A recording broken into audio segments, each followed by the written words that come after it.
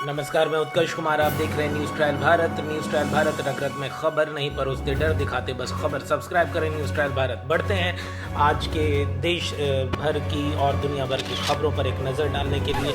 आपको बताते चलें कि लोकसभा में विपक्ष के नेता राहुल गांधी और सपा सुप्रीमो अखिलेश यादव की लोकप्रियता यूपी में ही नहीं देश में भी जबरदस्त बढ़ गई है। नए सर्वे में ये पता चला है कि मोदी के बाद देश के पीएम बनने की बात हो या एलओपी मतलब लीडर ऑफ अपोजिशन विपक्षी नेता की बात, तो दोनों में राहुल गांधी सबसे आगे हैं। हालांकि देश का सबसे लोकप्रिय मुख्यमंत्री अब भी यूपी के सीएम आदित्यनाथ ही हैं। यूपी में 10 सीटों पर होने वाले उपचुनाव से पहले आए सर्वे के अनुसार यूपी में इंडिया और एनडीए गठबंधन के बीच कांटे की टक्कर हो रही है। अगर अभी चुनाव हो जाए तो लोकसभा चुनाव की तरह ही रिजल्ट परिणाम आने की संभावना बताई जा रही है। आपको ये भी बता दें कि ये सर्वे सी वोटर ने इंडिया टुडे के साथ मिलकर किया है। सर्वे के अनुसार यूपी के दोनों छोकरे या लड़के राहुल गांधी और अखिलेश की लोकप्रियता बढ़ी है। सर्वे में मोदी के बाद पीएम पद की पहली पसंद राहुल ही हैं। राहुल ने अमित शाह, योगी और नितिन जैसे नेताओं को पछाड़ दिया है। पीएम की पहली पसंद के रूप में राहुल गांधी को 29% के करीब मत मिले हैं, जबकि अमित शाह को 20% लोगों ने पसंद किया है। योगी आदित्यनाथ को 19% लोगों ने, और तो वहीं नीतीश और गडकरी को 13% लोगों ने पीएम की पसंद बताया है। आपको ये भी बताते चलें कि विपक्ष के नेता के तौर पर राहुल गांधी को 32.2% लोगों ने पसंद किया है। आपको ये भी बता दें कि राहुल गांधी को के बाद जो है राहुल गांधी को 32.3% और अखिलेश को 7.5% लोगों ने पसंद किया है। यही सवाल जब इस सर्वे एजेंसी के द्वारा फरवरी में किया गया था तो राहुल गांधी का नाम 21.2% लोगों ने लिया था, वहीं अखिलेश उस समय केवल 4.2% लोगों की पसंद थे। सर्वे के अनुसार यूपी में अगर आज लोकसभा चुनाव होते हैं तो एनडीए को 39, इंडिया को 40 और अन्य को 1 सीट मिल सकती है। हालांकि बसपा का फिर से खाता नहीं खुलेगा। वहीं पर वोट प्रतिशत की बात करें तो एनडीए को 45.5%, इंडिया को 43% और अन्य को 11.5% वोट मिलते नजर आ रहे हैं। सीटों की बात करें तो भाजपा को 35, आरएलडी को 3, अपना दल को 1, सपा को 34 और कांग्रेस को 6 सीटें मिल रही हैं। बसपा का एक बार फिर से खाता खुलता नहीं दिख रहा है। इस हिसाब से लोकसभा चुनाव को अगर हम कंपेयर करें, तुलना करें, तो उस समय लोकसभा चुनाव में एनडीए को 36, सपा को 37 और कांग्रेस को 6 सीटें मिली थी। आपको ये बताते चलें कि टोटल उत्तर प्रदेश में 80 लोकसभा सीटें हैं और विधानसभा की सीटें 420 आती है। फिलहाल यूपी में योगी आदित्यनाथ मुख्यमंत्री के पद पर काबिज हैं और देश में नरेंद्र मोदी बीजेपी पार्टी के नरेंद्र मोदी जो हैं वो प्रधानमंत्री के पद पर विराजमान है। बढ़ते हैं अगली खबर की ओर। हमारे देश भारत के प्रधानमंत्री अभी पोलैंड के 2 दिवसीय दौरे पर थे। उसके बाद वो कीव पहुंचे और यहाँ पर जेलेंस्की से, यूक्रेन के जो सुप्रीमो हैं, जो राष्ट्रपति हैं वोलोडिमीर जेलेंस्की, उनसे मुलाकात की। आपको बताते चलें यूक्रेन के राष्ट्रपति जेलेंस्की ने रूस यूक्रेन युद्ध को समाप्त करने में भारत की भूमिका पर जो है वो की भूमिका को काफ़ी महत्वपूर्ण माना है। जेलेंस्की का कहना है कि भारत का प्रभाव बहुत बड़ा है और वो पुतिन को रोक सकते हैं और उनकी अर्थव्यवस्था को भी रोक सकते हैं। पीएम मोदी के साथ मीटिंग पर यूक्रेनी राष्ट्रपति ने कहा कि बैठक बहुत अच्छी हुई, यह एक ऐतिहासिक मीटिंग रही। मैं प्रधानमंत्री के आने के लिए उनका आभारी हूँ। यह कुछ व्यावहारिक कदमों के साथ अच्छी शुरुआत है। अगर मोदी के पास कोई विचार है शांति के मुद्दे पर तो हमें इस पर बात करने में खुशी होगी।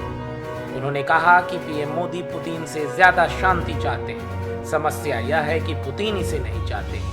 आपको बताते चलें कि यूक्रेन और रशिया के बीच में बीते कई महीनों से जो है युद्ध चल रहा है।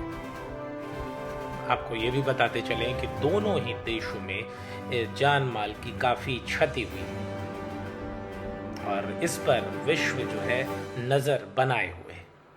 इसके साथ ही साथ इजराइल के जो ईरान के साथ युद्ध की संभावना है उस पर भी पूरा विश्व नजरें गड़ाए रखा हुआ है। हालांकि आपको ये भी बताते चलें कि भारत के पड़ोसी मुल्क बांग्लादेश की स्थिति भी इस समय लोगों का ध्यान खींच रही है। यह खबर है कि बांग्लादेश में बाढ़ आ गया है और आधी आबादी जो है वो पानी इस बाढ़ में फंस गई है, बाढ़ से प्रत्यक्ष या अप्रत्यक्ष रूप से प्रभावित है और कई गांव जो है वो पूरी तरह से जलमग्न हो गए हैं। हालांकि सोशल मीडिया पर लोगों ने ये आरोप प्रत्यारोप का दौर शुरू कर दिया कि इस बाढ़ के पीछे भारत का हाथ है, क्योंकि भारत ने जो है अपने देश से नदियों का पानी बांग्लादेश में छोड़ दिया है। चलिए, इस तरह की बातें जो है वो होती रहती हैं। फेक न्यूज का अड्डा बन गया है सोशल मीडिया और दुनिया जितनी करीब आई है उतनी समस्याएं भी उत्पन्न हो गई। बढ़ते हैं अगली खबर की ओर। अब खबर आ रही है कि एंटी टेररिज्म स्क्वाड जो है वो दिल्ली पुलिस का स्पेशल सेल उसने ज्वाइंट ऑपरेशन किया है।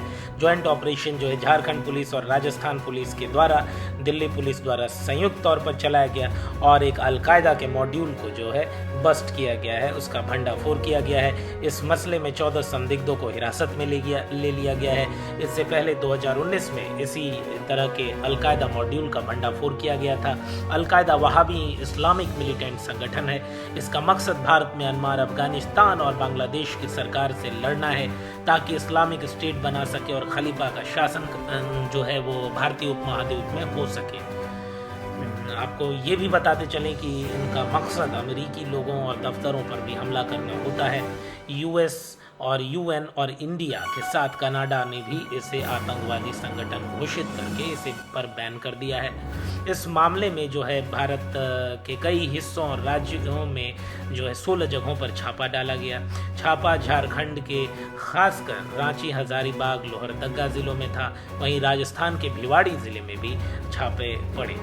आपको ये भी बताते चलें कि भिवाड़ी से 6 आतंकियों को गिरफ्तार किया गया है। वहीं 5 संदिग्ध आतंकियों को रांची से गिरफ्तार किया गया है। इसमें एक नाम इश्तियाक अहमद है जो झारखंड की राजधानी रांची के एक प्राइवेट अस्पताल का काफ़ी महत्वपूर्ण डॉक्टर बताया जा रहा है। अलीगढ़ से भी 3 गिरफ्तारियां हुई हैं। इन लोगों के पास से AK-47 गोलियां, dummy INSAS, air rifle, hand grenade, tents और खाने पीने की चीज़ें जो है वो बरामद हुई हैं।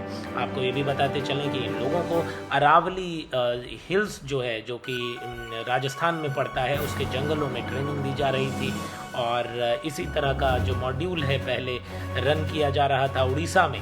जो इस्लामिक क्लरिक है अब्दुल रहमान, उसके द्वारा ये किया जा रहा था। इसी तरह का मॉड्यूल बनाया गया था, ट्रेनिंग दी जा रही थी, जिसे कि दिल्ली पुलिस ने 2015 के दिसंबर में बस्ट किया था और उसे गिरफ्तार कर लिया था। इस खबर में जो नई अपडेट्स मतलब पुराने जो अपडेट्स हैं वो ये हैं कि इससे पहले मई 2024 में Gujarat anti terrorist squad ATS जो है उसने 4 सस्पेक्ट को गिरफ्तार किया था जो आईसिस का आतंकवादी था और ये सभी जो है श्रीलंका का जो है नागरिक बताया गया था और इस सब को जो है गुजरात की राजधानी अहमदाबाद से वल्लभ भाई पटेल अंतर्राष्ट्रीय एयरपोर्ट से हिरासत में लिया गया था। इसके बाद ही बताते चलें कि इससे पहले ये अप्रैल में ही खालिस्तान जिंदाबाद फोर्स जो है उसके एक व्यक्ति को प्रभप्रीत सिंह को पंजाब पुलिस ने दिल्ली के इंदिरा गांधी अंतर्राष्ट्रीय हवाई अड्डे से गिरफ्तार किया था। आज जो है खालिस्तान जिंदाबाद फोर्स जो है भारत में बंद है और ये भी एक आतंकवादी आउटफिट बताया गया है। तो आप देख रहे थे न्यूज़ ट्रायल भारत। आज की तमाम अहम सुर्खियों में से हमने इन 3 खबरों को निकाला और आप तक परोसा। आपको ये खबर कैसी लगी हमें निश्चित रूप से बताइएगा। अगर आपने न्यूज़ ट्रायल भारत को अब तक सब्सक्राइब नहीं किया है तो तुरंत सब्सक्राइब करें और कर लिया है तो ज़्यादा से ज़्यादा लोगों तक पहुँचाएँ। लाइक करें, शेयर करें, कमेंट करें। धन्यवाद। Bye, take care, good night, sweet dreams.